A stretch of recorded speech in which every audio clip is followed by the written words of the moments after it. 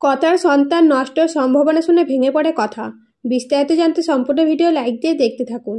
কথা সকালে ঘুম থেকে উঠে অগ্নিকে দেখতে না পেয়ে ঘড়ি দেখে বলে, আজকেও দেরি হয়ে গেছে। এই বলে বিছানা থেকে উঠতে গেলে কায়দা কানুন এসে উপস্থিত হতেই কথা চমকে যায় আর বলে, আমি যাই, চা করতে হবে সকলের জন্য। তখন অগ্নি বাধা দিলে কথা তাও যেতে চায়। তখন জুনি বলে, কথা বাড়াবাড়ি করিস না, আজকে থেকে তোকে কিছু করতে হবে না, আমরা সব করে নেব। তোর যা লাগবে বলবি, আমি এনেও দেব। তখন কথা বলে, ঠিক আছে, তবে জল খাবার তো বানিয়ে আসি। তখন অগ্নি বলে, আজকে রান্নার দায়িত্ব আমার, আমি যেটা রান্না করব তুই খাবি।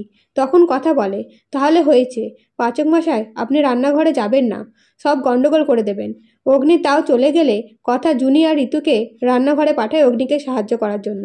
কিন্তু অগ্নি কারো সাহায্য না নিয়ে কথার জন্য রান্না করে নিয়ে যায়। তখন কথা খেতে না চাইলে ঝামেলা বেঁধে যায়। তখন কথা দাদু এসে বলে, জানতাম কথা মাকে সকলে মিলে জ্বালাতন করবে।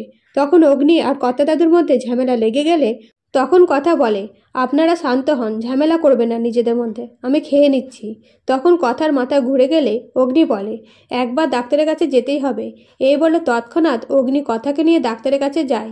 তবে ডাক্তার কিছু বলার আগে অগ্নির ফোন আসায় সেখান থেকে চলে যায় অগ্নি। তখন ডাক্তার সব কিছু চেক করে বলে, আপনার জরায়ুর প্রবলেম রয়েছে, এই সময় বাচ্চা নষ্ট হওয়ার সম্ভাবনা থাকে। তখন কথা ভয় পেলে ডাক্তার বলে, ভয় পাওয়ার কিছু নেই, সাবধানে থাকলে সব ঠিক থাকবে। তখন কথা ডাক্তারকে অনুরোধ করে এইটা যেন অগ্নিকে না জানায়, কারণ অগ্নি চিন্তা করবে। এরপরে কথাটা বাড়ি ফিরলে ছোটকা বলে, কথা অগ্নি সন্তান বাংলাতে কথা বলবে না ইংরেজিতে কথা বলবে? তখন অগ্নি বলে, সব রকম ভাষায় শিখবে।